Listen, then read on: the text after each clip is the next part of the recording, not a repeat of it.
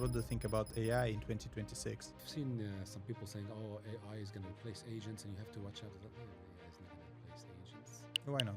Because what is AI doing? AI is collecting data from what's published online. Listen, there's no easy deals. Just do not celebrate until the transfer is done. You want to buy low and sell high. If something can go wrong, it will go wrong. Hi everyone, this is our new podcast series from GenieMap. Today we will discuss the real estate market with a very experienced agent, with a very experienced broker in real estate market of UAE. The main purpose of this podcast is to help agents, new ones and experienced ones to increase their skills, to help them sell more and to make them more professional. Okay, hello brother, please introduce yourself. Hi, my name is Mohammed Kouaik. I was born and raised in Dubai, actually. I've done multiple jobs throughout my career, but my real estate journey started the first time in 2007. And Dubai was booming. Actually, some areas today that are renting for a lot less were renting even more back then. So that's how crazy Dubai boom was in 2007. It was an on and off affair, and I've seen a lot of changes in this market, which we'll go through, I think, today. Some of it is definitely. the legal framework and how Definitely. things progressed. Mm-hmm. But you would say my real estate journey started in 2007, and it's been exciting. 2007, so it's 19 years Yeah, now. it's 19 now. Okay, cool. So first thing I want to talk with you how the market feels right now. Maybe you see some new booming districts, maybe some new booming developers. So what can you say about the real estate market right now? Is it growing or is it like stabilizing after 2022, 2023? What can you say? No, I mean, actually, from 2022, it's booming. It's just Still. It's just shut up. Still, of course. Yeah. I mean, we see more developments. I mean, the average of new projects launched, you probably have more data on that than me, because that's exactly what you do. And it's only getting more and more and more. And there's still a high demand. We can see month on month record transactions. January this year compared to last year is higher. And 25 to 24 was higher. 24, 23 was higher. So you could see the uptrend. So it's still uptrend, it's still growing, and there is no reasons why it should stop. Anybody, you see, I get this from some people saying, oh, I think it's going to stabilize. I think July, based on what? And you ask them, based on what? Can you give me some reason, anything? Just give me any data. Maybe I don't know something you know. No, if you ask me, we are working with developers, we're working with agencies. We don't do real estate, we don't sell anything, but Right. We always add more developers. And if you ask me and my team, every month we see around 15 or 20 new developers. I mean, this is maybe not new, this is very experienced developers, but maybe from Europe, from Asia market, and they're coming to UAE with like new project here. Right. Yeah, just starting in UAE market. And we see a lot of developers who are coming to the market and starting their own projects. But still, as soon as we don't do any deals and we are not in real estate, I don't know how successful they are. I don't know how efficient are their sales, how rapid are the sales, and I don't know how the market will respond, on these new developers. So that's why I'm asking you. I mean, this is amazing data. For example, for the first time, I actually get a round number, because you know these numbers because they come to you directly, right? This is for all the other agents. I mean, listen to this: 15 to 20 new developers coming. These are multi-million-dollar companies. You think they didn't do their homework to come here still? They didn't think, oh, it's too late to come to Dubai? They probably asked these questions. They probably done their enough research to think there's still money to be made. And it is true. There is still money to be made. You look at all the data that comes into the country. Look how much the government is investing. What, last month, 100 million dirhams committed to the IFC 2.0? Why would the government commit that much money if Dubai is not going up? Yeah, fair enough. You mean the new DFC district, which is like free zone or something? Exactly. That's one. That's one area. But look where the government is spending. Look at the budget they approved for the next 5 years. The amount of Dubai just alone approved to spend in Dubai to build. That doesn't tell you enough. That tells you more than enough where this is headed. Now, okay, you have to be smart about the areas and that has room and has indicators, like clear indicators it's gonna still rise, like the IFC, like Expo City, like Dubai Creek Harbor. And so many others. and what indicators are we talking about? So for example, if I'm an agent, I'm not very experienced, what indicators should I check to like know that this district will grow, or this district is like already very warm, Okay. etc.? Let's should take I this check? as a simple rule. Okay, Mhm. we look at an area where they've been selling a lot in the past 2 years, right? Yes. A lot of one bedrooms. Oh my God, the price is still okay. The price is 1.3 for one bedroom, but 2 years ago it was selling for 900,000, right? Mhm. And some of these buildings still not handed over, right? Mhm. So if you sell something at 1.2 that was selling for 900,000 last year, your client, when he gets that unit handed over, he's not going to make the ROI you think he's going to make. He won't. And the market is going to be flooded with that one bedroom apartment in that area. If you see around 100 buildings being delivered after 4 years in that area, how many one bedrooms? Thousands of them. Are they going to rent for the yield you think it's going to rent? Just because previously it did that much doesn't mean going forward it will. A lot of people look at the historical performance as the only indicator. It's not the case in any investment. And so how should I check? You have to check what is being delivered. So, for example, I would go to a tool like yours. I would see who are the developers in the area, how many projects is active in that area, for example. And maybe I see 100 projects active in that area, and I then want to see how many one bedrooms are being delivered in the area at the average price of what per square foot, right? That tells me after 4 years how many one bedrooms I'm getting in that area. Then I can calculate how to advise my client on the estimated ROI. So, for example, if there is not that much one bedrooms in the area, so there is a sense to invest in one bedrooms in the area because there will be a little amount of them. And exactly. So, like a 3-bedroom, if I see 10% of them 3 bedrooms, okay, that's where I should go in. Okay, I will it's invest higher in money. 3 bedrooms. Yeah, but that's almost the safest bet on an investment. Or I don't look at the area at all. I go to an area like the Edit by Miras that was just launched in Dubai Design District, right there on waterfront. That's amazing. Okay, even if you want to buy a one bedroom, even if you think the price was high compared to what? There is nothing there to compare it to. You can't say, oh, it's waterfront. And you know that area is D3 is a very unique area. That's where all major designers around the world have their offices. Major brands in the world have presence there. And we're talking about headquarters. We're not talking about a retail shop. Yeah. So it is the DIFC of the design, the designers and the brands. Got it. Well, yeah. Got it. So, that's there is a sense to invest there as well. Exactly. Okay, then may I ask you this? Sure. Are there any districts in, let's say, Dubai, in which you shouldn't invest at all? So they are not interesting.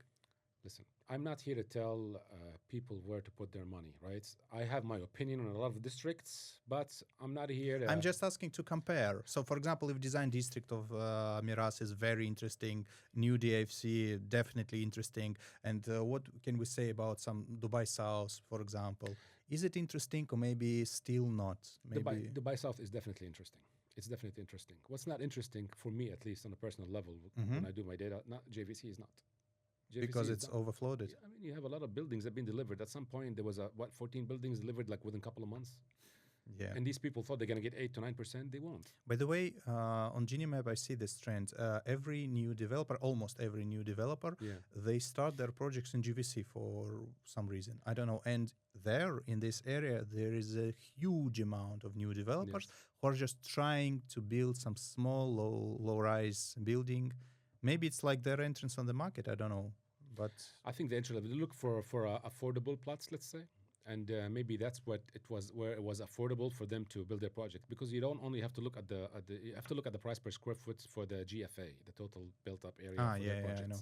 And there they have an opportunity to build like 13 floors or higher floors in some cases, and the price would be more affordable towards their project, right?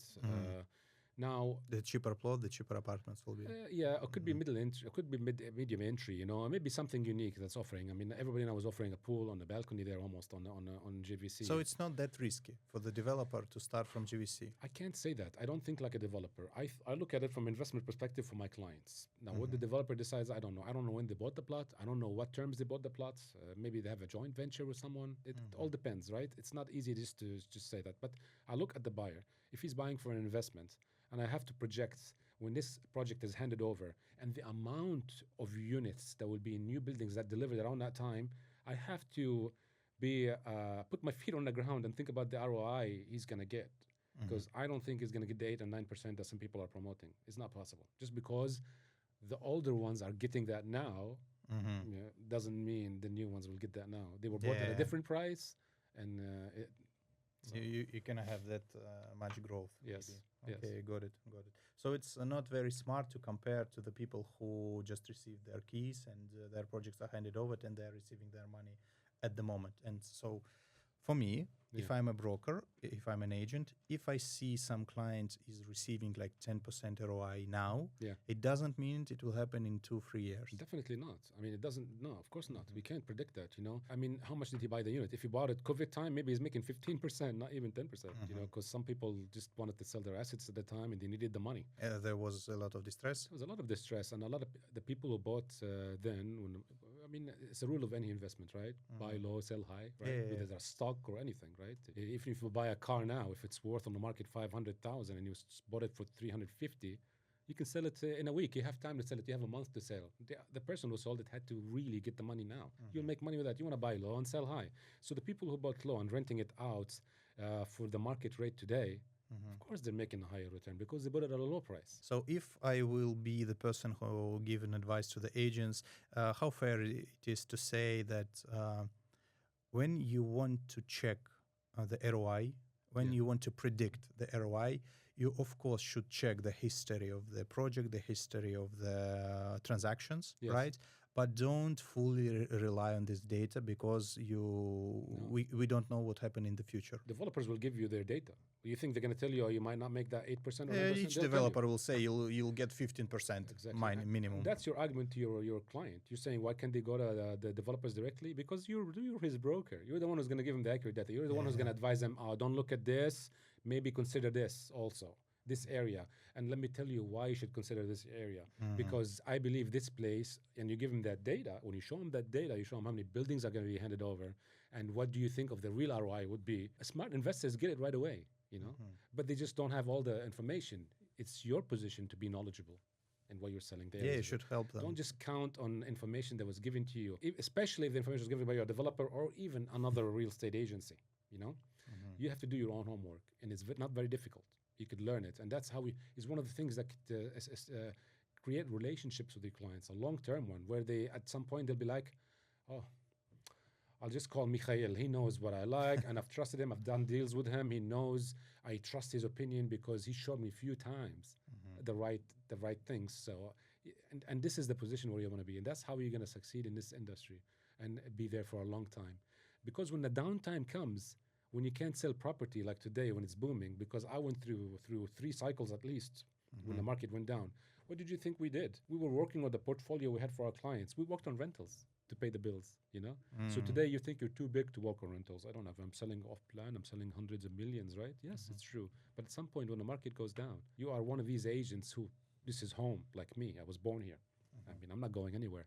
I'm not somebody who came here for 3 years to make as much money as I can and go marry my sweetheart and open up a bar or whatever, no, I'm here. I'm not leaving. I'm not going anywhere. So if you're somebody who's looking for this a long term and you want to make this a career, then you'll succeed. But if you have in your mind that you want to sell for a couple of years and make as much money as you can, then you don't care about any of this. You don't care. You don't care. You would even probably add more lies to the data that you're receiving just to make a sale and make just to make commission. A sale. Yeah. So and I have news for you. Those who do that, and a lot of them fail, is because smart clients, smart investors are not stupid. They see it. They see through all of that stuff. They see it. They can sense it. They can sense if you are genuine, if you're giving them enough data, if you're bullshitting a lot. Or you're just trying to sell. Yeah. Exactly. They'll see through that. So you have to be genuine. In this industry, you have to be genuine. I don't like it, to be honest. For me, if you ask me, I had a guy, maybe 2 weeks ago, he asked me how to build a proper business here. I don't think that I build a proper business. It's not on the level I wish it to be still. But if you ask me how to build a good, successful company and to start earning money, I will say don't think about money. to be honest. Exactly. Yes, think about the product, think about what you're offering, think about the future, what you want to give to the customer who will come. And if you're focusing only on the money, it will be a very bad product and Absolutely. very bad services that you provide. So yeah, I'm agree with you in that. So the second question to the agents will be: don't think about the money. Focus on your profession. Focus on how you can help your clients. Okay. Open AI, for example, all these AI tools right now, Yeah. they're not making money. They're not making money at all. They're actually losing money. Yes, they are losing money, but it's like But the end game futuristic for these guys, thing. futuristic, sure. Yeah. But when they developed it, they didn't develop it for the money. They didn't develop these science. You know, even a filmmaker, when he makes a movie, he's not thinking about how much money this will make. I want to show the people what I'm thinking, what my vision is, you know, whether it was David Lynch or Martin Scorsese. You think Martin Scorsese makes a movie because he thinks, oh, how much I'm going to make from this one? No. No, he just wants That's to why make you a love movie. it. Yes, he wants to show his art. That's his art, right? Yeah, So same thing. So you have to love what you do. You want to show people what your capabilities, what you have accomplished. The money will come naturally when you have something like that. You know, When you you're a build it big first. professional, when you're really is helping, when you're really helping to the clients, the money will come Yeah, definitely. definitely. Yeah. Okay.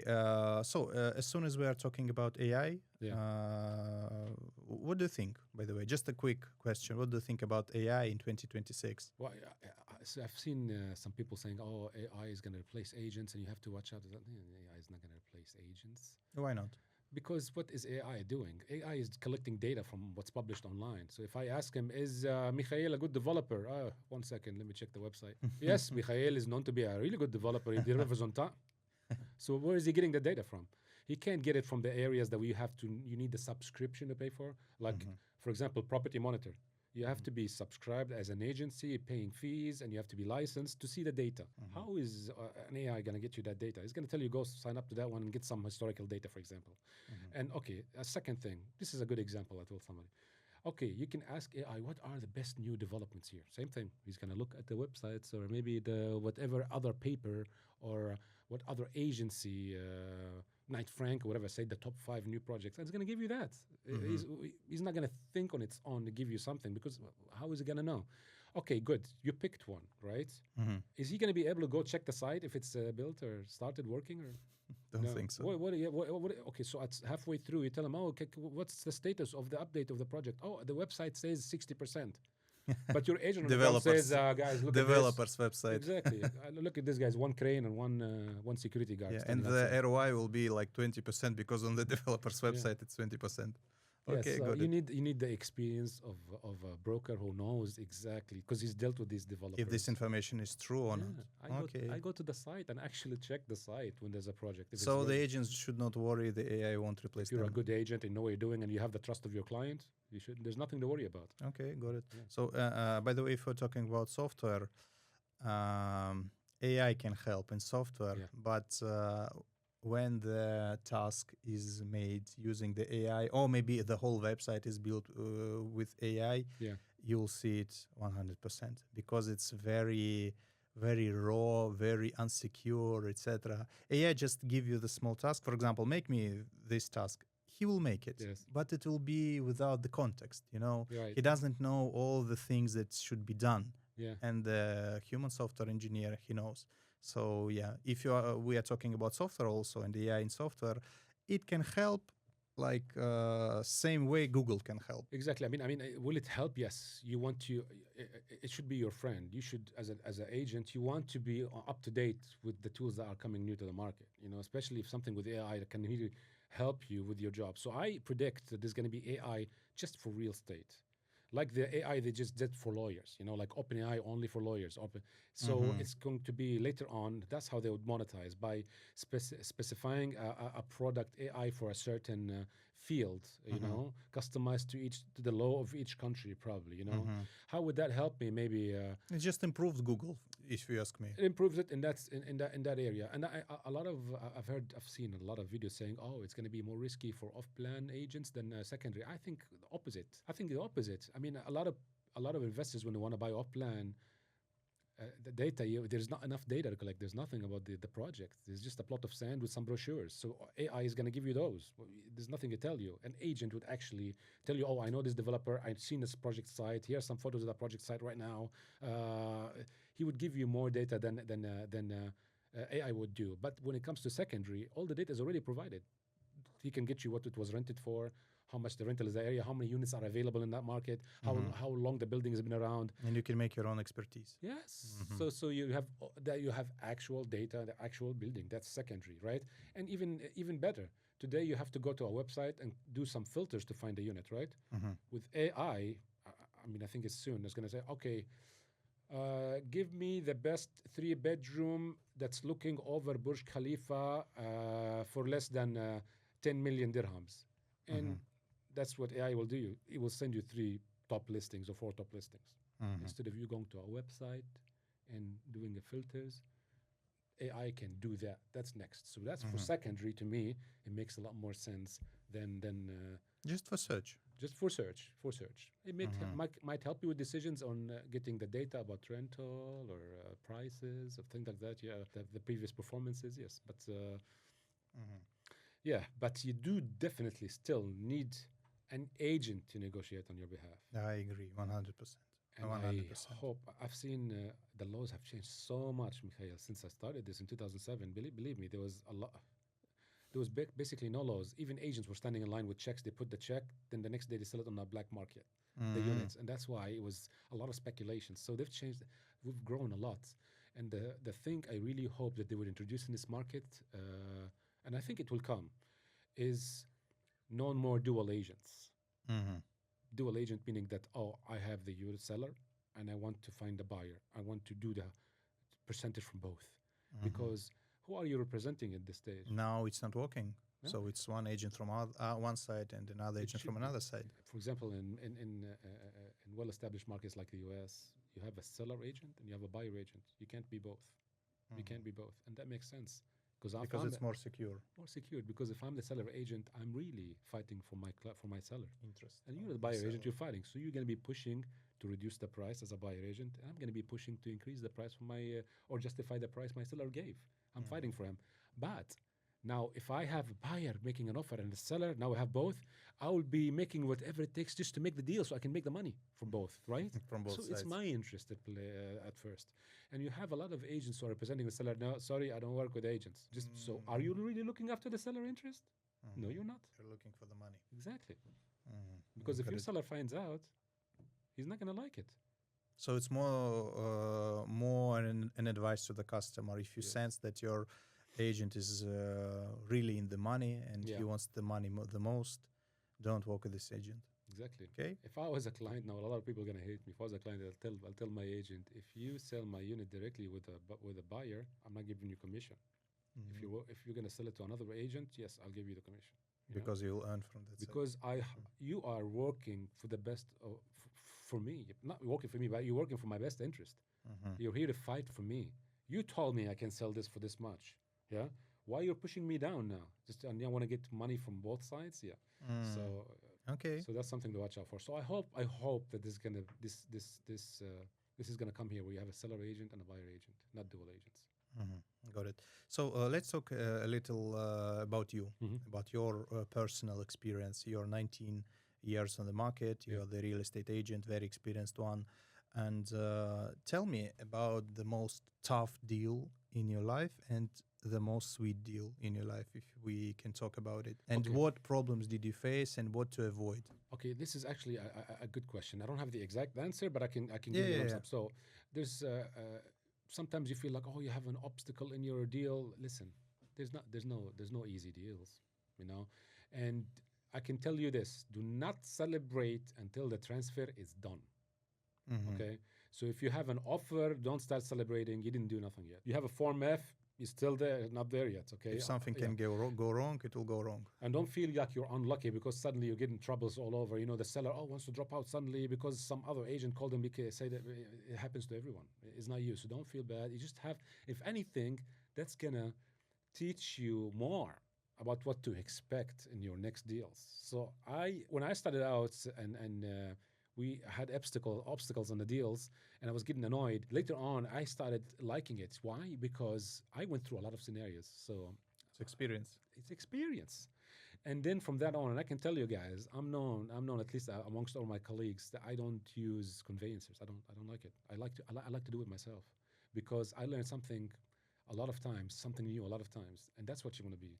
Even when you're doing, if you're, for example, if you are buying as an individual in Dubai, it's something. If you're buying under a business entity, is completely something else. The different registrations, different documents they have to provide. There's different fees even to be paid upfront to be registered to buy in land department as a business. But that teaches you a lot, what to expect, and what does that teach you? For example, if by default it's 2 months length contract, maybe you want to make it 3 months in certain scenarios because you know what you might be facing. So enjoy experiencing a lot of these obstacles because it's a new challenge. It's going to show your clients that you were able to solve it. You wanna- So our next question to the agents will be: don't fear the obstacles, don't fear the problems, because each obstacle, each problem will make you more experienced guy Yes. and make you better in your work. And there's always a solution. You just have to find how to solve it. And if you solve it, the more you solve of these problems, the more you are more prepared for your next one. And then the more the clients who work with you knows that you solve big problems. If the buyer sees that you've solved the problem with the seller or vice versa, they know this guy is capable. This is called experience. It's called experience. So enjoy it. Okay, cool, good. So next question, which I personally want to talk about, is our platform, GenieMap. Yeah. We are not agents. As you know, we are not in the deals or something. We are software engineers only. Nowadays, GenieMap provide you map tool, if you can say so, with off-plan projects, with some secondary market options, where you can check inventory, districts, Emirates, amenities, payment plans, etc. You know it. What else can we offer to the users right now? And our users are real estate agents. What maybe you feel lack of some features. Maybe you need something more to make your work more efficient. So I have to be honest. I have not. I've used different When tools. was your first touch with GenieMap? It was January 24. January 24. So to be honest, I haven't been using it much. I want to go back and visit it because I really liked the UI. The interface was really good and easy. Yeah, we were trying to make it as simple as it possible. What they call dump proof, which I like that term because it needs to be that even for somebody who's very experienced. It's not about how experienced you are with online tools, but the more simple it is, the better it is always. And at the time, it was lacking a couple of things. And there are a lot of challenges for these, especially for these softwares, because today you want to be able to offer everything that's available, right? And at the same time, a lot of these developers don't have anything, no API or anything online. You have to get it manually and feed it manually daily. Even at some points, if you feed it once a day, sometimes it's not enough because as a broker, especially. When you want to offer to a client direct from any software, you want to make sure that the availability is still accurate. So you want to check with the developer. But what these tools help you, it gives you an easier way of understanding. Let's say a client says, "Oh, I want a 2-bedroom. I don't want to spend more than 2 million. I want it off plan. I don't want to wait beyond 2029." It will take you 10 seconds to 10 find seconds. a lot of solutions. I mean, these are fantastic. These are no-brainers. What I would like, I think that at some point we wanted to address the amount of agents that is increasing in Dubai. Like, I think, I don't know, there was like now 40,000 registered agents. Officially, yes. I think officially, if we're talking about unofficial agents, I think it's more than 100,000. 100,000. Yeah, without rare cards. I mean. You know what? Honestly, the way I feel about this, like, really good luck to all.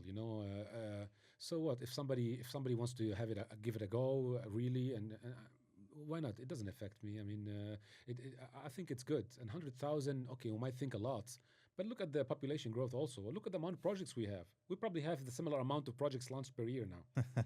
So it's not a crazy number, even if you say 100,000. So what? I mean, okay, a lot of people don't, at the start, they don't survive it for a long time because it's a commission-paid gig. How long can you survive without an income, So if you're not effective, you won't survive.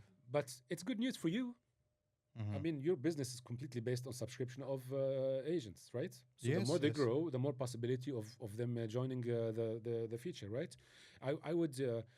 I don't know how it functions today, but I think if we also help the newcomers by offering them a discounted joining fee if they've started recently, how do they prove it? Is by showing that their RERA card just was less than 3 months.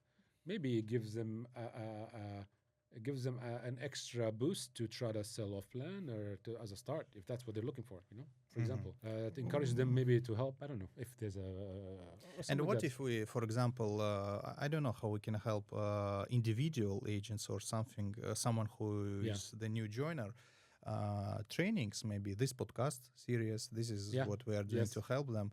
But I'm talking about new features like maybe more statistics, maybe an analytics. Maybe it will be helpful for you to check top projects on the market. I mean, top projects by the views, because here in our system, we see what projects are the most viewed by the project, by the agents.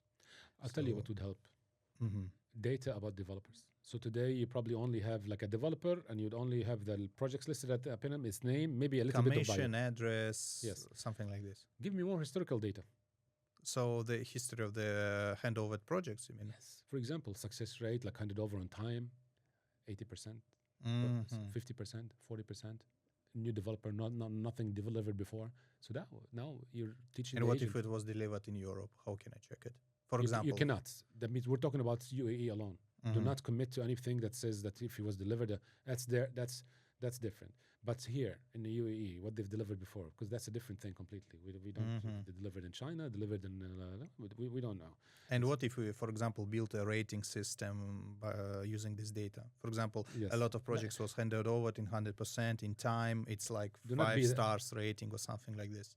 For you, I would not be the guy who puts a rating or a label star rate on a developer. That's not your job. You're there to give the data.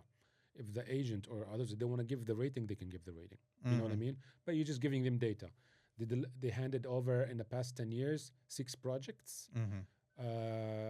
2 of them were on time, and we can do it by percentage or whatever. But that gives them an indicator as well. Today, we know only what the developer says, but you're able to track all these projects that were delivered on through DLD data, and you can actually summarize it. So you can actually have API to all that stuff. We just have to work on formula, and I think that would be a good tool for new to learn the market. Yes, they would learn about these developers with this off plan. If they see a name X and they don't know, they never heard of them before, it's like they want to know if they've delivered anything before. How can they know? It's difficult. They have to look and research and see. But maybe with your tool, bio about the developer, previously delivered in UAE, 3 projects, 121, 124. Delivery rate was okay, good. And now, if the agents want to go to the building on Google Map and see if there are reviews, they can, if they like, about what was the quality or whatever. Or maybe they can drive and see. They can make a further expertise. My thing is just to give them data. Exactly. Let him make the hard. He needs to do the legwork. He needs to go and see the quality of the finishing that the developer did. Because if the developer says he's going to build this amazing branded residence and it's going to be complete Italian marbles, and then I see he delivered one project before, and I go to the site and I see a 3-story building with very modest finishing, I will have my doubts a little bit, about the finishing of the next one.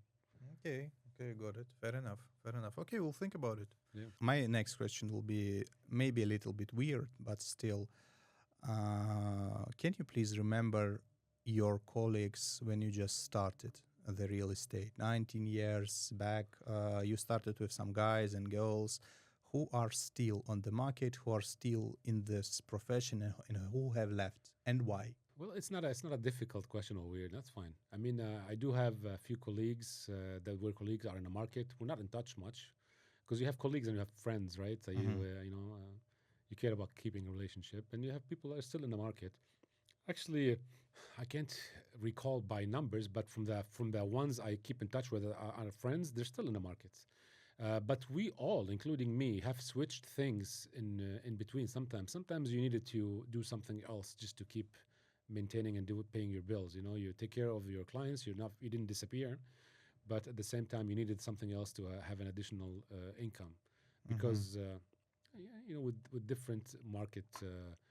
And what do they do? Well, for example, like when I started this, I was in banking anyway. I was in private banking. I was with Credit Suisse. So some of my clients, of course, the high wealth individuals, were almost all of them had investment in properties. And at the time, you didn't need to be a licensed broker. So you could be an agent. And let me tell you this. One of my first deals was with the Mac for off plan in Business Bay. and it's going to be shocking to some agents. That commission was 10%. From the Mac, from the Yes. deal. Yes, Oh my God. 10%, and it was paid from the first installment, from the first down payment. They would give you a check. What was the price of the unit back then? I honestly, I don't really recall, but I sold. It was 8 units too. It was a nice check. Of course, it was a great. I mean, Dubai was a booming time. I mean, with all the developments, any project launched. It's before the crisis, before. Yeah, we're talking 2008. There was a big crisis that happened, right? The whole world. Oh, the 2008, yeah. 2008 credit crisis. It wasn't. I mean, And you made these sweet deals in 2008? yes. Wow.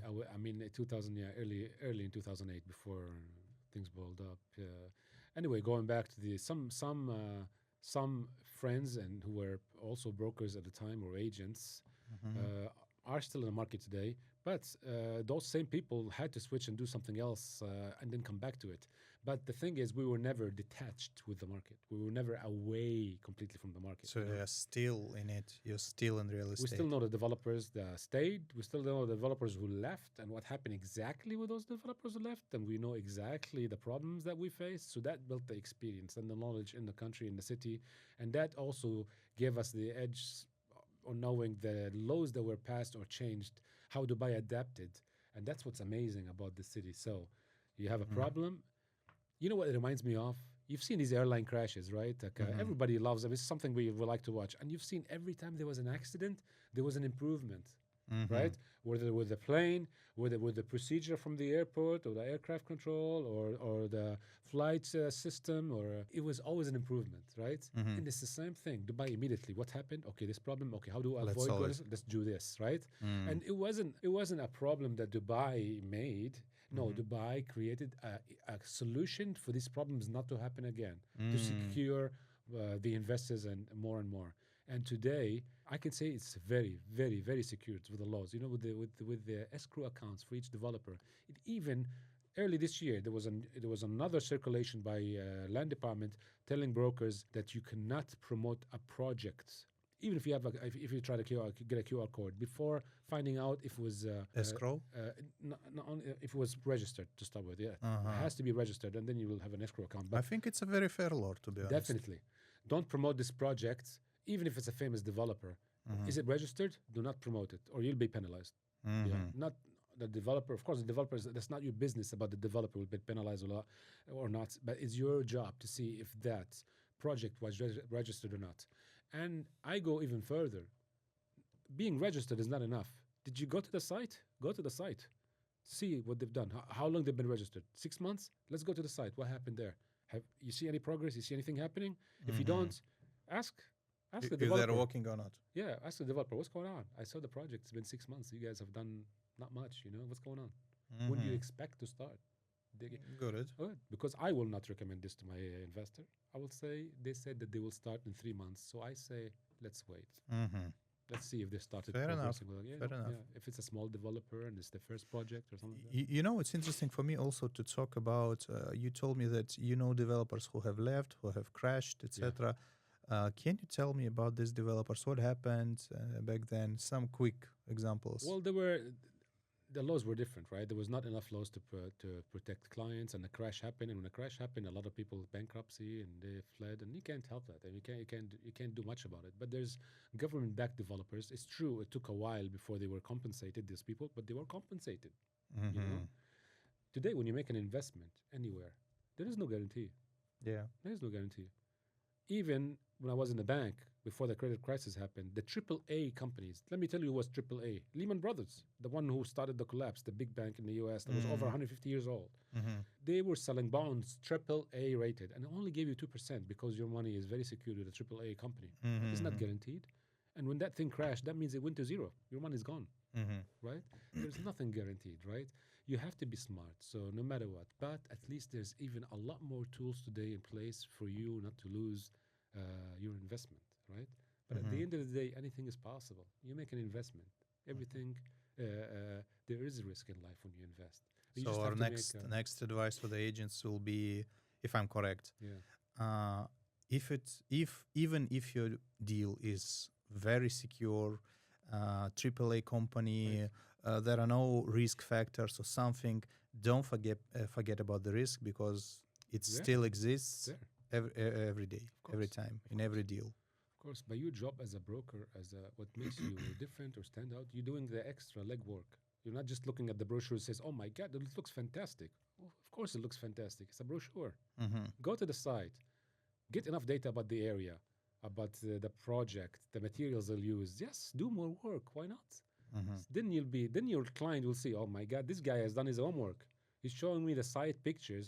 He's telling me not to buy yet because they haven't started. They said they'll start in a couple of months. And since they have a healthy inventory, we're not under pressure to buy right now." Yeah. Mm-hmm. If you're creating a lot of sense of urgency, which as a salesman you usually do to do the sale, but in this case, you are building relationships in real estate. You're not just doing a sale and bye-bye. You're not selling a car at a showroom and he'll leave and that's it. No, you are building a relationship with this client. So you should be intelligent in Yes. what you're doing still. Yes. Every deal I do with these clients, I do it out of a relationship. If it's a new client, I'm building a relationship with this client. By now, I would say more than 90% of my clients are through my network, through the clients that I've served before, and they told them, "Listen, you go to Mo, you speak to Mo. Whatever he tells you, you'll see. He's the guy to speak to because you built that trust after all these years, right?" Mm-hmm. And if you're doing this for the long term, once you sell him that off-plan project, you are the one he's going to reach out to when it's handed over, to rent it out for him or try to sell it again. And you're the one who's going to advise him and think, "Hey, we can sell it. I think sell it and we can buy in this other project." Because that's how you build this relationship. You don't do it to sell and go. If you do it to sell and go, then this is not for you. Then my advice means nothing to you. Mm-hmm. Got it. You know what, Mikhail, I have a question. So I want to know actually how GenieMap functions today. I'm guilty. I haven't used it for a while. I want to know if the subscription plan is still the same. How do you subscribe to GenieMap? It's very simple. GenieMap, it's a B2B tool. To subscribe, you should be a licensed agency. You just come to us, say like, "Look, we heard about your tool, how to subscribe. We make a presentation for you. We will show you everything without any subscription. We'll give you a test trial. You'll try it by yourself. And after that, we can sign a contract. Whenever we sign a contract, we register your company in the system, your agency, in the system, and give you an admin account. After that, you as an agency, for example, you're the CEO or the office manager or whatever person who is the admin in the company, provide accesses to the agents who are working in this agency. And the subscription fee we take depends on the amount of users. So for example, if you have 50 agents in the company, it will cost you around 4,000 a month from the whole agency. Right. If you are an individual or customer or any other single person, you cannot subscribe because it's B2B. It's a bad thing from one side because if you're individual again or freelancer, you cannot join. But for us, it's very hard to check if you are really an agent, an individual, or you are just a customer who wants to buy something without an agent. Because my main purpose is, and it was straight from the beginning, to help agents. I want to increase their efficiency. I want to increase their work. I want to take away all their headache from their everyday activity and to replace it with some software solutions. Because in software, we can do whatever you want. We are very experienced. But you can do it on an individual basis if he has a broker license, broker ID. RERA card. Yes, exactly. But not all the agents have a RERA card, and we know it. Some newcomers who just entered the market, they don't have RERA card 100% of the time. I can even tell you that most of the newcomers, they don't have RERA card because, they're trying themselves in their job. They're just getting some experience. Maybe it's too early for them to get a RERA card because they don't sure that they are agents. So they can log in under the umbrella of the company, you mean? Yes. That's fine. You can have different subscription packages. One for individual broker who has a license. How to check it? With the RERA card. If RERA card. He has to upload it. Mm-hmm. And then you'll have parameters where, you can have API even with DLD to signal that it's expired. Maybe in the future we'll make it. But, all the architecture of the service was made for B2B. It is still model, B2B. Still B2B. Yeah, but I mean the architecture. Let me explain you like this. The user for example, you were building. You were trying to make a motorcycle, and you made a motorcycle, and at some point, you want to make a car. you need to remake your motorcycle somehow and to make a car.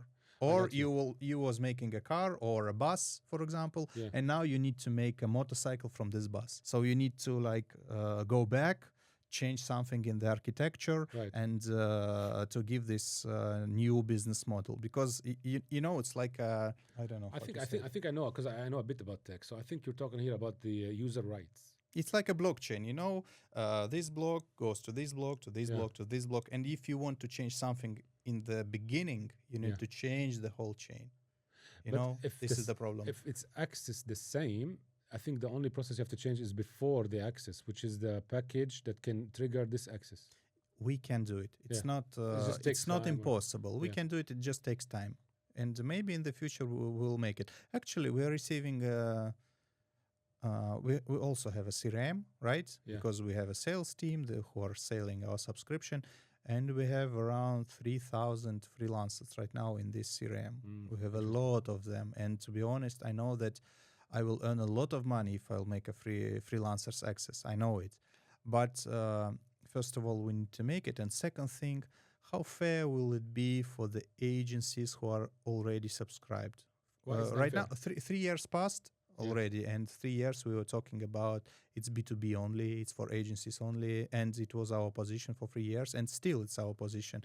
How fair it will it be if I'll just say one day that, like, look, now it's B2C as well, for example. It's not B2C. So they can't, nobody who's not a licensed broker can access still. They have to be licensed. Actually, if they are unlicensed and they're accessing under a company, which supposedly is illegal, they have to do with their license. This is still possible. But if you are unlicensed and they want individual login, it shouldn't be possible at all. Because I'm also against that. Because we also don't want clients going there. Who knows who is right. it? It has to have a broker ID attached, which means it will be the same name as a login, an official email that's registered, and all that stuff. So anyway, but I get you. There are some tools today that allows you individually, but to be fair to the ones that are previous, like you said, let's say with your package today, 5 users can access basic or something like that, or 5? Basic is 5. Plus right? one admin, it's total 6, but yeah, 5 to 6. Let's say 5. If you break it down per month, each cost is how much? Maybe 100 a month, or for individual? No, for it's like 500, 600 per month. We are rather expensive. 600 for the 5 users. No, 2,500 for the 5 users. For 5 users every month, correct? Yes. So that means about 500 per user. Yes, you can say so. Yes. Okay. Yeah. So it must be something maybe a bit more for an individual user to make it fair for the. Maybe I don't know. Yeah. And why shouldn't I do this? Some new additional features for the agencies who are already subscribed. For example, if I make like statistics or 3D model, it will be available for every user. Definitely. Yeah. So, but why would they get something special? They're already getting it cheaper, discounted, because it's 5 people. You know, it will be easier for them to go to the agency and work through the agency. It will be cheaper for them. If we're talking about our subscription. What I'm saying is a lot of business models now with companies like real estate, like EXP, the ones I'm working with, which is a cloud brokerage that started in the US in 2008. They are in 29 countries. They have 85,000 agents. And the whole business model is independent agents. So for example, and usually the most independent agents have been successful because they have their own marketing, they have their own network of clients, and that's why they become independent, so they can make more commission from the deals that they do. It's one side, and I mean, how can we be sure that this individual is a really experienced professional guy? How we can be sure about it? When we are working with the agency, it's more secure for us, because I know that before this guy will be in the agency, there will be an interview, HR will work, they will think if they need this guy or not. You know, for us, it's more secure to work with the agency because they know what they are doing. Why does it matter for you if he knows what he's doing or not? Why does it matter for GenieMap? If we're talking about money, there is no difference. But anything, why it doesn't even harm you in terms of brand, because he shared what projects you have. So why does it affect you if he's professional or not professional? Yeah, okay, maybe it's fair. Maybe it's fair enough. We'll think about it. Yeah, it would be nice. I would like to join. I'd like to join individual basis. Right now, I would have to convince 4 of my colleagues, that some of them I don't even speak too much because we're independent, to join the tool. Mm-hmm. So I have to be your sales guy for 4 people to be able to join. Yes. And that's what stops me from joining. I have to rely on other tools, until then. Mm-hmm. Yeah. Got it. Yeah. I'm not saying I'm not the entire market, obviously, but you have to, of course, do a study to see if there's enough people to join it for it to make sense that way. But I think there would be. Okay, got it. Good. We'll think about it. Because That'd still, be great. thousands of individuals in our CRM systems, they they make me think about individual subscriptions. Still, we'll think about it definitely. And what if we add some features like statistics, 3D models of the project, something like this? Will be helpful for you. So, for example, if you're making a presentation for your client, you want to show him the project. If it will be a 3D scheme of the project inside GenieMap, you can rotate it, you can check the floor plan and all other stuff. You can show him the view. It's going to be difficult and very costly for you to do all of that for them. We can do it. In software, again, we can do whatever you want. Even if it was like a small developer with one new project, you'll be able to do this 3D for all the buildings? Give us 3 days. We can do a 3D model of any project with all the floors, all the units, etc. It won't be like a 3D tour. It will be just nice looking model of the building. Right. And it will give you a good understanding how it will look like, where is it located, what will be the views from the units. Yeah. And if you want, you can like cut it in half, check certain floor, certain units, and see where it's located, your unit, what will be the view of your unit. So in terms of presentation of the project, it will be a very nice tool. I'll tell you what's some of the things that would be more important for me. The view. What would the view look like, really? Not just words or whatever. From that 3D, if I look out, where am I looking at? Where's the sunset? Where's the sunrise? You can check it. You can check it in the model. I would love for these features to be there, because today, even with developers, sometimes it's hard to understand the view exactly how it would look like, or where the sunrise is coming from. Some don't even put basic orientation to the buildings, and maybe they're hiding it. Maybe they didn't think of it. I don't know. But what I really would love for these tools to have, data is the most important part. Don't delete the historical data. If you have a project that was sold out and gone and delivered, don't take out the data. Keep it there. Keep it in archive. Keep it somewhere where I have access to it. So how fast it was sold, what units were sold, and what was the price. Exactly. I don't have to log into other tools to see how much the transaction is. It's more, but with you, I can see how much they were being offered for. I could see history. Not just because it was sold and done, you don't have to show it anymore. I'd like to see it. I'd like to see how much it was selling for. Because now it costs like 10% more, for example. Maybe it was 3 years ago and still is going to hand over after 2 months. I want to see the data. What was it sold for? So somebody tells me about this unit. I'm going to look at that unit. How much was it sold for, really? What kind of offers that they had? Did they have promotion or not? Or I would be able to build fast, quicker, in 10 seconds concept that you said. Also 10 seconds than going to other different channels. Maybe it will be hard for us to give you exactly the price of the unit which was sold. For example, today we are receiving the availability from, I don't know, Shoba, for example. We have the unit for 1 million dirham. Tomorrow they send us availability list without this unit. Sure. And yesterday, the cost of the unit was 1 million dirham. But we don't know if someone came to the office and buy it for cash and the price was like doesn't matter. Doesn't matter. The offering, I want to see what was offered at least. So it was on 1 million and maybe it was sold approximately. Maybe they gave it to him as a gift. I don't know. It doesn't matter. But the offer, that's what they were selling it for. That's what. So this is the main thing. That's the main thing. Got it. I want to see. We will see this data. We'll see when the project launched, the types of layouts, the sizes, the price that was sold for. Because they could be still off plan 3 years later, because maybe the project was supposed to be delivered after 4 years, right? And let me tell you now, there's a lot of people don't talk about this topic and try to ignore it, but it is something we need to pay attention for. A lot of units were sold off plan to clients. And it was sold by agents who just wanted to get the money as quick as possible, get the commission, and maybe the investor or the buyer. It's the nature of the market. The nature of the market. Maybe the buyer does not have the profile or didn't do enough KYC to see if he can actually pay for all of it at even handover. So you'll have these distress deals midway through.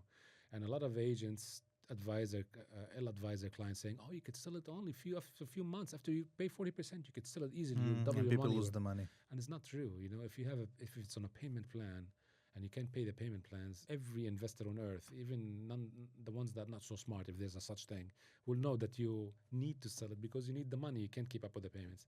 And of course, they will not offer you to give you a premium. If anything, they will actually make you lose more money because you are desperate, you know? So when it comes to this, what they call distress, or somebody wants to sell halfway through, I'd like to see these files. I'd like to see what was the offering at the time, have access to all this data, make it easier than relying completely on an agent who's selling it, because most of the time, the agent that sold that client that unit is not the agent who's trying to sell it for him again, because that one didn't answer. And that's 99% of the time. Because when you call them and say, "You told me I can sell it. Hello? Hello?" Yeah. He's a beep beep. And if he's still in the country, maybe he You're sold like in 2 this. years. Yeah. If he did these 2 years and made his couple of million from commission, and that's it. Now I can go pay off my house in wherever I came from, and then open up my food truck business that I always wanted to do, whatever, you know. Some people have different goals, right? Not everybody who comes here wants to stay here and make this a home, you know. They come here and thinking, okay, let me put my heart and soul into this for 3 years or 4 years, make as much money as I can, and go and do something else that I wanted to do, you know. Oh, I hate such stuff. I mean, but it happens, you know. It doesn't mean Yeah. that's the majority, but Yeah, got it. but it exists. So a tool like that would help me. Just keep the historical data. Don't take it out or put Got it in a it. place We'll think archive. about it. We'll think Yeah. about it. I think it's possible. Yeah. Yeah, I will think about it. So, last advice will be the same advice as previous time. Yeah. Don't think about money. Be a professional in what Absolutely. you are doing, and the money will come. Absolutely. It's about building relationships with clients. Think in that way. If you think that way, you will succeed. You will reach to more than what you actually hoped for. And things can change overnight for you within few years. You'll have a lot of food trucks, Yeah. not only one. Yeah. Okay, All right. Mohammed, thank you Mikhail, very much. Thank you. It was pleasure. Pleasure Thanks a talking lot. with you. Thank you. Likewise. Thank you.